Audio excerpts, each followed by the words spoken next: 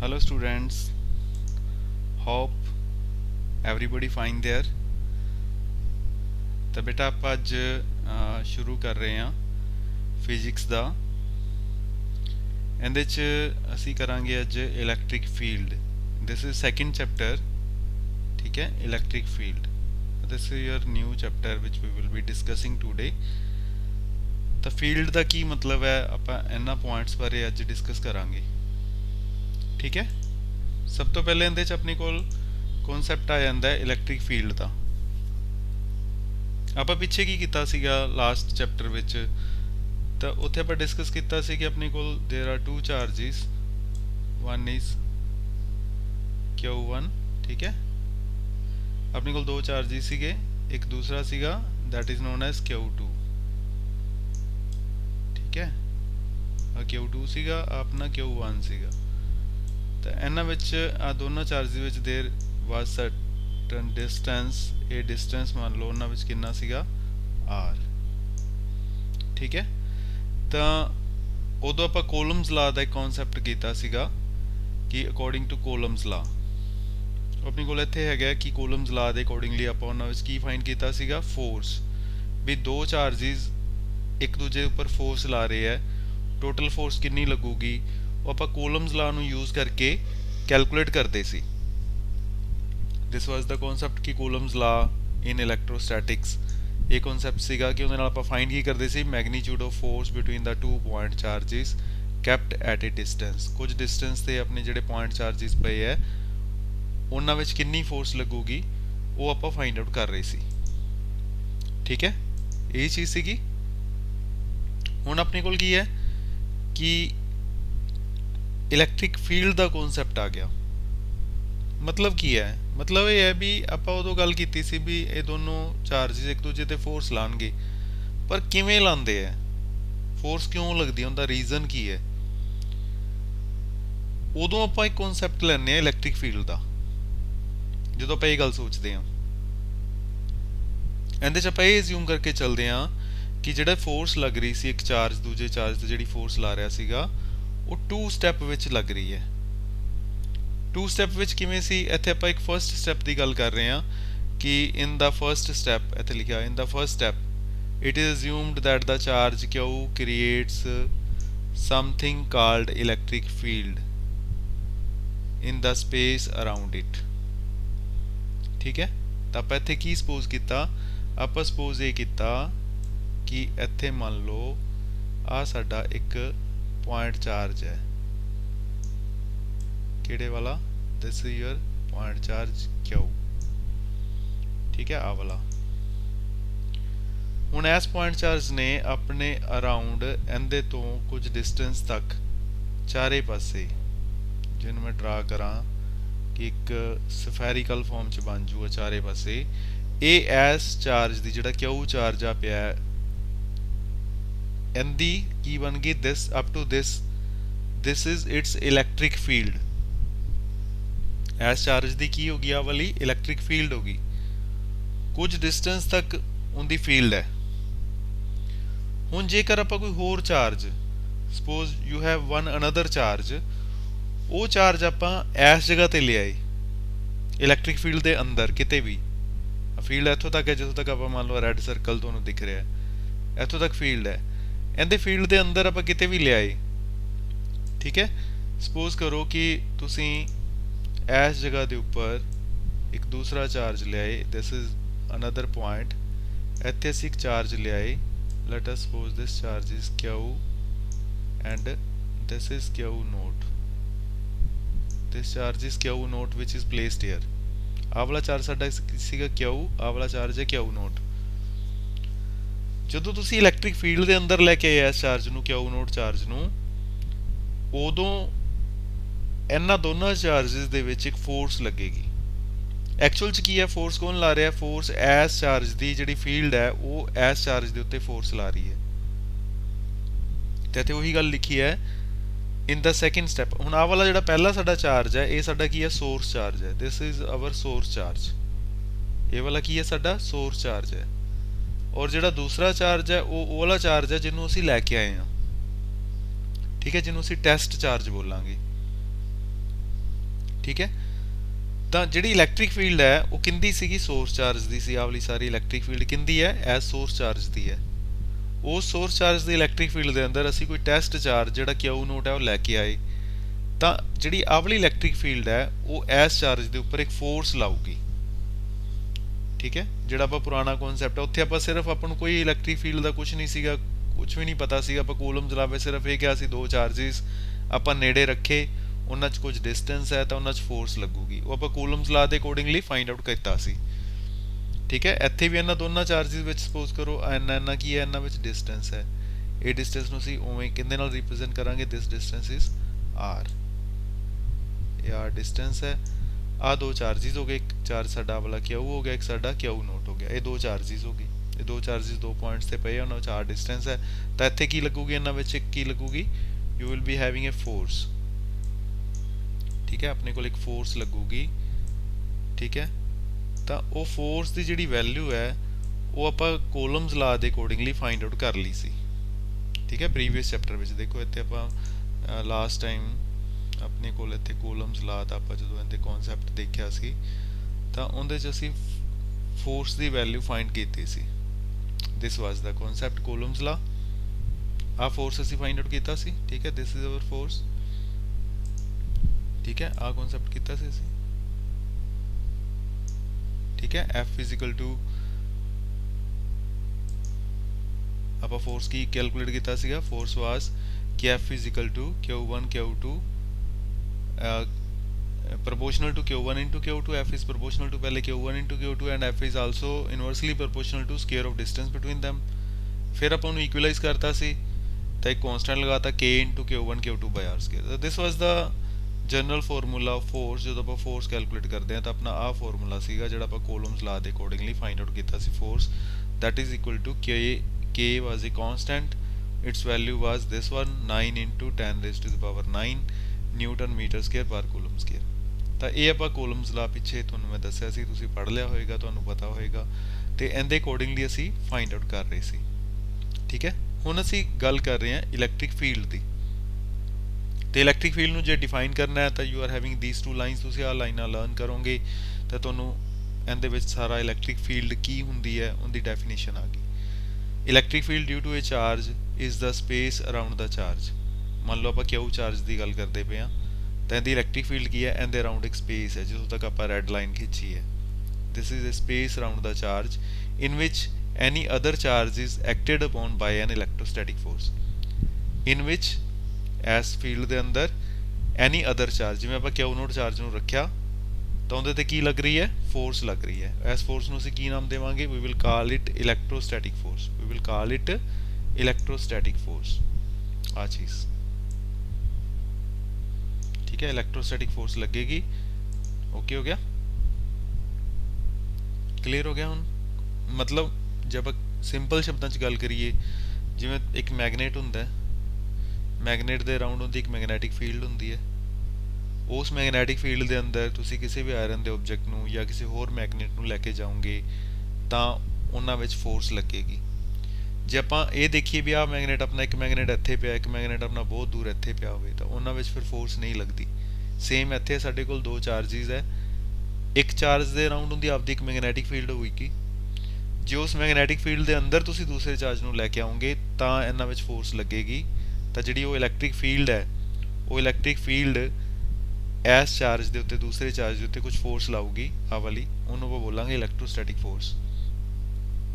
ਜੇਕਰ ਜਿਹੜਾ ਦੂਸਰਾ ਚਾਰਜ ਹੈ ਉਹ ਇਹਦੀ ਇਲੈਕਟ੍ਰਿਕ ਫੀਲਡ ਤੋਂ ਬਾਹਰ ਹੈ, ਕਿਤੇ ਮੰਨ ਲਓ ਇੱਥੇ ਹੋਵੇ, ਸਪੋਜ਼ ਇੱਥੇ, ਠੀਕ ਹੈ, ਇਹ ਵਾਲਾ ਚਾਰਜ ਸਾਡਾ ਹੁਣ ਮੰਨ ਲਓ ਹੈਗਾ, ਇਹ ਵਾਲਾ ਚਾਰਜ ਜਿਹੜਾ ਅਸੀਂ ਲਿਆ, ਜਿਹੜਾ ਅਸੀਂ ਪਹਿਲੇ ਕਿਊ ਨੋਟ ਉੱਥੇ ਅੰਦਰ ਰੱਖਿਆ ਸੀ, ਉਹ ਮੰਨ ਲਓ ਇੱਥੇ ਹੋਵੇ, this is your Q note charge, ਇਸ ਪੁਆਇੰਟ ਤੇ ਹੋਵੇ। ਠੀਕ ਹੈ, ਤਾਂ ਫਿਰ ਕੀ ਹੋਊਗਾ, ਇਸ ਚਾਰਜ ਦੀ ਇਲੈਕਟ੍ਰਿਕ ਫੀਲਡ ਇੱਥੋਂ ਤੱਕ ਹੈ, ਇਹ ਚਾਰਜ ਉਦੋਂ ਬਾਹਰ ਪਿਆ ਹੈ, ਤਾਂ ਹੁਣ ਹੋ ਸਕਦਾ ਇਹਨਾਂ ਵਿੱਚ ਕੋਈ ਵੀ ਫੋਰਸ ਨਾ ਲੱਗੇ। ਕਲੀਅਰ ਹੈ। ਤਾਂ ਇਹ ਫੋਰਸ ਆਪਣੀ ਕਦੋਂ ਲੱਗਣੀ ਹੈ, ਜਦੋਂ ਇੱਕ ਚਾਰਜ ਨੂੰ ਆਪਾਂ ਦੂਸਰੇ ਚਾਰਜ ਦੀ ਇਲੈਕਟ੍ਰਿਕ ਫੀਲਡ ਦੇ ਅੰਦਰ ਲੈ ਕੇ ਆਵਾਂਗੇ। ਇਲੈਕਟ੍ਰਿਕ ਫੀਲਡ ਕੀ ਚੀਜ਼ ਹੈ, ਉਹ ਇੱਥੇ ਆਪਾਂ ਲਿਖਿਆ, ਇਲੈਕਟ੍ਰਿਕ ਫੀਲਡ ਕੀ ਚੀਜ਼ ਹੈ, that is the space around the charge. ਵੀ ਚਾਰਜ ਦੇ ਅਰਾਊਂਡ ਇੱਕ ਜਗ੍ਹਾ ਹੈ, ਇੱਕ ਸਪੇਸ ਹੈ, ਜਿੰਦੇ ਵਿੱਚ ਆਪਾਂ ਜਦੋਂ ਕਿਸੇ ਹੋਰ ਚਾਰਜ ਨੂੰ ਲੈ ਕੇ ਆਵਾਂਗੇ ਤਾਂ ਉਹਦੇ ਉੱਪਰ ਕੁਝ ਫੋਰਸ ਲੱਗੇਗੀ। ਤਾਂ ਉਨੀ ਜਗ੍ਹਾ ਨੂੰ ਉਸ ਨੂੰ ਆਪਾਂ ਬੋਲਾਂਗੇ electric field of this charge. ਜਿਹੜਾ ਚਾਰਜ ਆਪਾਂ ਰੱਖਿਆ ਸੀਗਾ, ਆਹ ਚਾਰਜ ਆਪਾਂ ਇੱਥੇ ਰੱਖਿਆ ਸੀ, ਇਹਨੂੰ ਆਪਾਂ ਬੋਲਾਂਗੇ ਸੋਰਸ ਚਾਰਜ। ਤਾਂ ਇਹ ਸਾਰੀ ਇਹਦੀ ਇਲੈਕਟ੍ਰਿਕ ਫੀਲਡ ਹੈ। Is it okay? ਉਸ ਤੋਂ ਬਾਅਦ ਨੈਕਸਟ ਆਪਣੇ ਕੋਲ ਕਨਸੈਪਟ ਆਉਂਦਾ ਹੈ ਇਲੈਕਟ੍ਰਿਕ ਫੀਲਡ ਇੰਟੈਂਸਿਟੀ। ਠੀਕ ਹੈ, ਇਲੈਕਟ੍ਰਿਕ ਫੀਲਡ ਇੰਟੈਂਸਿਟੀ ਇਹ ਕੀ ਚੀਜ਼ ਹੈ? ਫੀਲਡ ਇੰਟੈਂਸਿਟੀ ਦਾ ਕੀ ਮਤਲਬ ਹੁੰਦਾ ਹੈ? ਇੰਟੈਂਸਿਟੀ ਵੈਸੇ ਇਕੱਲਾ ਸ਼ਬਦ ਇੰਟੈਂਸਿਟੀ ਦਾ ਕੀ ਮਤਲਬ ਹੁੰਦਾ ਹੈ? ਡੂ ਯੂ ਨੋ ਆ ਇੰਟੈਂਸਿਟੀ ਸ਼ਬਦ ਦਾ ਕੀ ਮਤਲਬ ਹੈ? ਇੰਟੈਂਸਿਟੀ ਦਾ ਮਤਲਬ ਹੁੰਦਾ ਹੈ ਵੀ ਤੀਬਰਤਾ, ਮਤਲਬ ਕਿਸੇ ਚੀਜ਼ ਦੀ ਮਾਤਰਾ ਕਿੰਨੀ ਹੈ, ਕਿੰਨੀ ਤੇਜ਼, ਕਿੰਨੀ ਹੌਲੀ, ਤੀਬਰਤਾ। ਜਿਵੇਂ ਲਾਈਟ ਹੈ ਰੂਮ ਦੇ ਅੰਦਰ, ਹੈ ਨਾ, ਜੇ ਅਸੀਂ ਇੱਕ ਛੋਟਾ ਬੱਲਬ ਜਗਾਵਾਂਗੇ, ਛੋਟੀ ਟਿਊਬਲਾਈਟ ਕੋਈ ਜਗ ਰਹੀ ਹੈ ਜਾਂ ਇੱਕ ਕੈਂਡਲ ਜਗ ਰਹੀ ਹੈ, ਤਾਂ ਰੂਮ ਦੇ ਅੰਦਰ ਇੰਟੈਂਸਿਟੀ ਆਫ ਲਾਈਟ ਘੱਟ ਹੈ, ਕੈਂਡਲ ਜਗ ਰਹੀ ਸੀ। ਤੁਸੀਂ ਉਹਨੇ ਇੱਕ 40 ਵਾਟ ਦਾ ਬਲਬ ਉਹ ਜਗਾਤਾ, ਠੀਕ ਹੈ, ਉਹਦੇ ਨਾਲ ਹੋਰ ਜ਼ਿਆਦਾ ਰੋਸ਼ਨੀ ਹੋ ਗਈ, ਰੋਸ਼ਨੀ ਦੀ ਮਾਤਰਾ ਵੱਧ ਗਈ, ਤਾਂ ਇੰਟੈਂਸਿਟੀ ਆਫ ਲਾਈਟ ਜ਼ਿਆਦਾ ਹੋਗੀ। ਤੀਸਰੀ ਵਾਰੀ ਆਪਾਂ 100 ਵਾਟ ਦਾ ਕੋਈ LED ਹੈ ਉਹ ਜਗਾਤਾ, ਉਹਦੇ ਨਾਲ ਰੋਸ਼ਨੀ ਹੋਰ ਜ਼ਿਆਦਾ ਹੋਗੀ, ਤਾਂ ਅਸੀਂ ਬੋਲਾਂਗੇ intensity of light has increased. Intensity ਦਾ ਮਤਲਬ ਸਮਝ ਆ ਗਿਆ ਵੀ ਕੀ ਮਤਲਬ ਹੈ? ਇੰਟੈਂਸਿਟੀ ਦਾ ਮਤਲਬ ਵੀ ਲਾਈਟ ਦੀ ਮਾਤਰਾ ਕਿੰਨੀ ਹੈ, ਪਹਿਲੇ ਘੱਟ ਸੀ, ਫਿਰ ਹੋਰ ਜ਼ਿਆਦਾ ਹੋ ਗਈ, ਫਿਰ ਹੋਰ ਜ਼ਿਆਦਾ ਹੋ ਗਈ, ਤਾਂ ਉਹ ਇੰਟੈਂਸਿਟੀ ਹੈ। ਐਵੇਂ ਇਲੈਕਟ੍ਰਿਕ ਫੀਲਡ ਦੀ ਇੰਟੈਂਸਿਟੀ ਦਾ ਕੀ ਮਤਲਬ ਹੈ?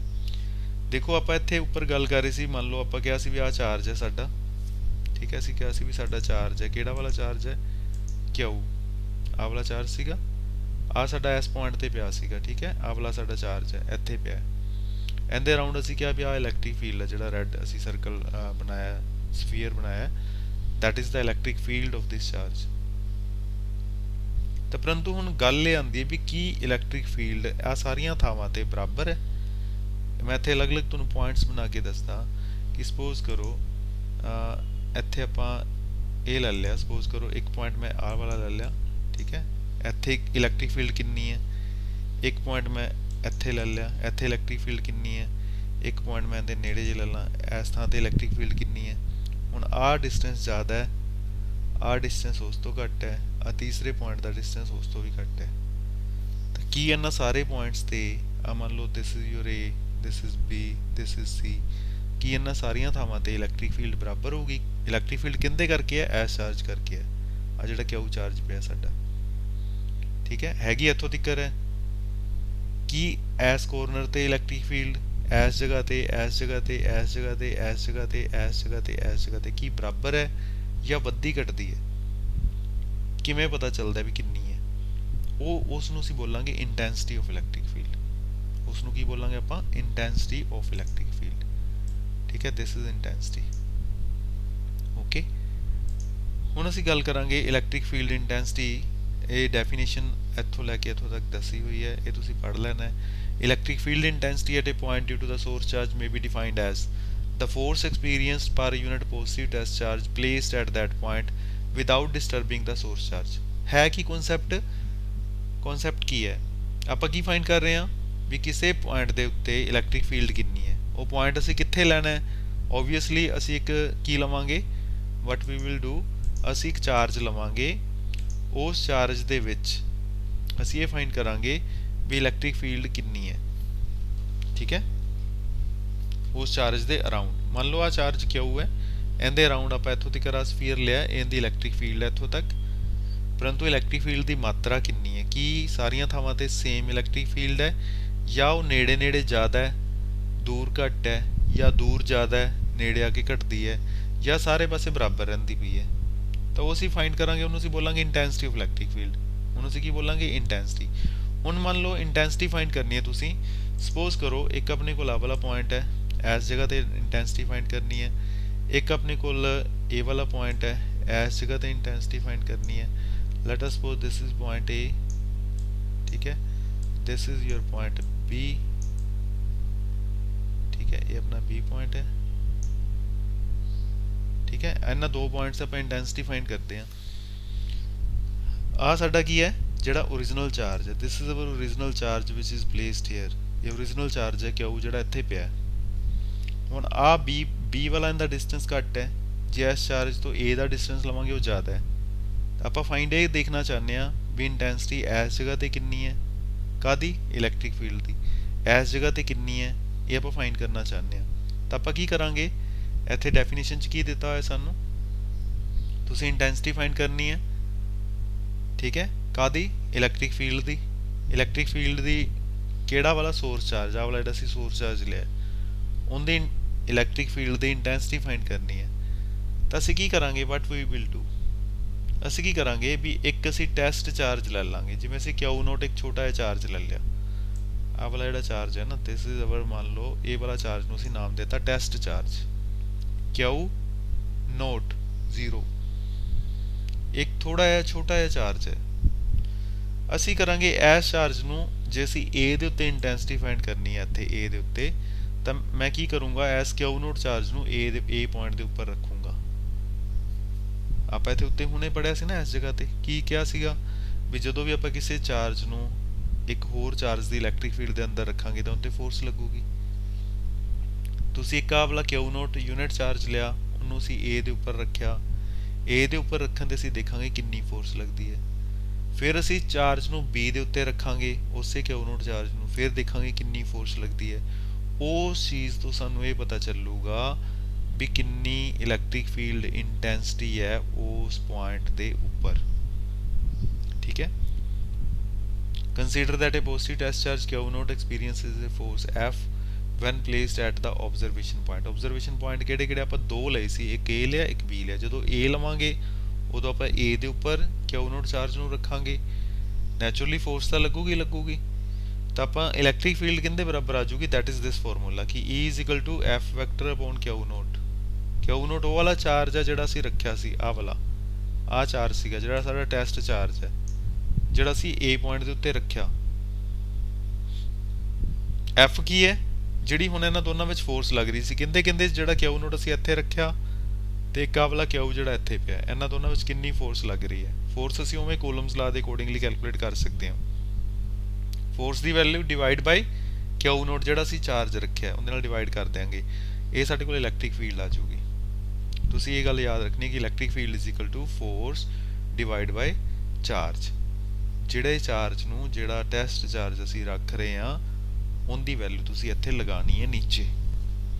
ਕਲੀਅਰ, ਓਕੇ ਹੋ ਗਿਆ। That therefore electric field intensity at a point due to a source charge may be defined as the force experienced per unit positive test charge on a financially small positive test charge placed at that point।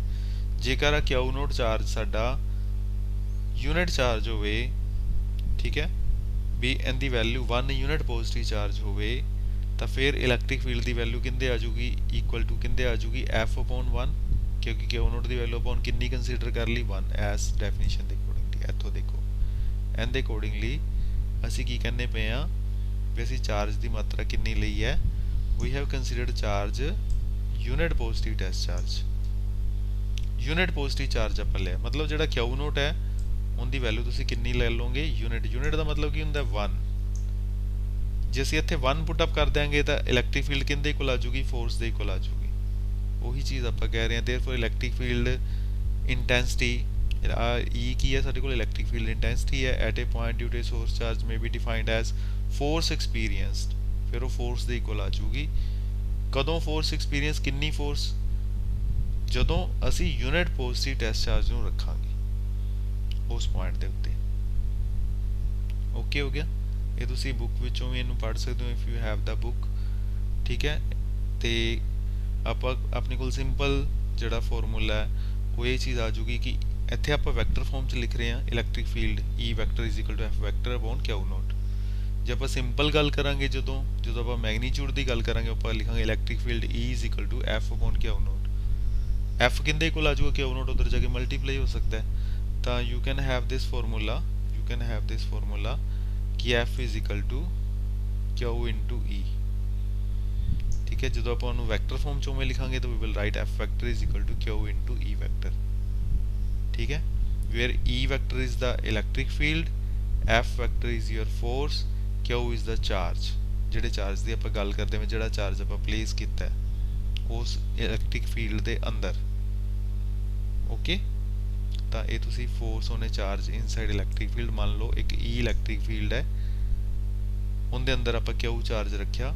If charge Q, ਇੱਥੇ ਆਪਾਂ charge ਦੀ ਮਾਤਰਾ ਕਿੰਨੀ ਲੈਂਦੇ ਪਏ ਆ, charge Q। ਆ ਚੀਜ਼ ਦੇਖੋ, ਠੀਕ ਹੈ। Q charge is placed at that point will experience A force, ਉਦੋਂ ਉਹਦੇ ਤੇ ਫੋਰਸ ਲੱਗੂਗੀ। ਫੋਰਸ ਆਪਾਂ ਫਾਈਂਡ ਕਰ ਸਕਦੇ ਹਾਂ ਕਿੰਦੇ ਇਕੁਅਲ ਲੱਗੂਗੀ, Q ਇੰਟੂ E ਵੈਕਟਰ ਦੇ ਇਕੁਅਲ ਲੱਗੂਗੀ। If you know the electric field at that point, Q ਨਾਲ ਉਹਨੂੰ ਮਲਟੀਪਲਾਈ ਕਰ ਦਿਓ, ਸਿੰਪਲ, ਤੇ ਤੁਹਾਡੇ ਕੋਲੋਂ ਫੋਰਸ ਆ ਜਾਊਗਾ। ਓਕੇ, ਕਲੀਅਰ ਹੈ। ਉਸ ਤੋਂ ਬਾਅਦ ਆਪਣੇ ਕੋਲ ਅਗਲਾ ਕਨਸੈਪਟ ਆਊਗਾ electric field due to a point charge.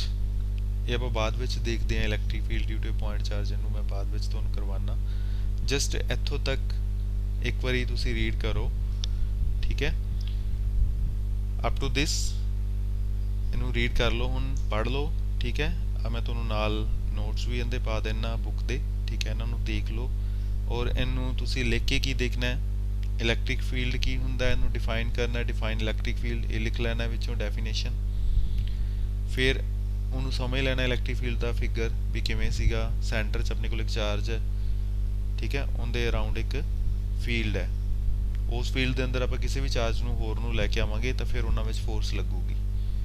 Electric field intensity the concept ਕੀ ਹੈ, ਉੱਥੋਂ ਆਪਣੇ ਕੋਲ ਆ ਫਾਰਮੂਲਾ ਹੈ, ਇਹ ਦੇਖ ਲੈਣਾ, ਠੀਕ ਹੈ। ਆ ਡੈਫੀਨੇਸ਼ਨ ਨੂੰ ਪੜ੍ਹ ਲੈਣਾ ਇਲੈਕਟ੍ਰਿਕ ਫੀਲਡ ਇੰਟੈਂਸਿਟੀ ਦੀ। ਇੱਕ ਲਾਸਟ ਤੇ ਫਿਰ ਆਪਣੇ ਕੋਲ ਆ ਵਾਲਾ ਫਾਰਮੂਲਾ ਕਿ F is to Q into E vector. ਤਾਂ ਇਹ ਸਾਰਾ ਕੁਝ ਧਿਆਨ ਨਾਲ ਪੜ੍ਹ ਲੈਣਾ। ਫਿਰ ਅੱਗੇ ਮੈਂ ਨੈਕਸਟ ਤੁਹਾਨੂੰ ਅਗਲਾ ਟੌਪਿਕ ਬਾਅਦ ਵਿੱਚ ਕਰਵਾਉਣਾ, ਫਿਜ਼ੀਕਲ ਸਿਗਨੀਫੀਕੈਂਸ ਔਰ electric field due to a point charge. Is it okay? ਚਲੋ ਪੜ੍ਹੋ ਇਹਨੂੰ ਧਿਆਨ ਨਾਲ। ਹੈਪੀ ਲਰਨਿੰਗ, ਬਹੁਤ ਵਧੀਆ ਵਧੀਆ ਸਾਰਿਆਂ ਨੇ ਕਰੋ। ਔਰ ਕਰਨ ਤੋਂ ਬਾਅਦ ਕੱਲਾ ਇਹਨੂੰ ਦੇਖ ਨਹੀਂ ਲੈਣਾ ਬੇਟਾ, ਇਹਨੂੰ ਪੜ੍ਹ ਕੇ ਯਾਦ ਵੀ ਕਰਨਾ ਹੈ। ਔਰ ਯਾਦ ਕਰਕੇ ਕਰਨ ਦਾ ਤਰੀਕਾ ਕੀ ਹੈ, ਜੇ ਤੁਸੀਂ ਕੁਝ ਕੰਮ ਨੂੰ ਲਿਖ ਕੇ ਦੇਖੋਗੇ, ਜਿਹੜੇ ਵੀ ਟੌਪਿਕ ਤੁਸੀਂ ਕਰਦੇ ਹੋ ਉਹਨਾਂ ਨੂੰ ਆਰਾਮ ਨਾਲ ਬੈਠ ਕੇ ਲਿਖੋ, ਠੀਕ ਹੈ। ਰਿਟਨ ਵਰਕ ਕਰੋ ਥੋੜਾ ਜਿਹਾ, ਜਦੋਂ ਕਰੋਗੇ ਫਿਰ ਤੁਹਾਨੂੰ ਯਾਦ ਹੋਊਗਾ। ਕੱਲਾ ਵੇਖ ਵੂਖ ਕੇ ਨਹੀਂ ਲਿਖ ਲੈਣਾ ਐਵੇਂ ਬਸ ਲਿਖ ਕੇ ਮੰਨ ਲਓ ਹਨਾ, ਫਿਰ ਉਹਨੂੰ ਆਪਾਂ ਗਰੁੱਪ ਵਿੱਚ ਪਾਤਾ, ਉਹਦਾ ਵੀ ਕੋਈ ਫਾਇਦਾ ਨਹੀਂ।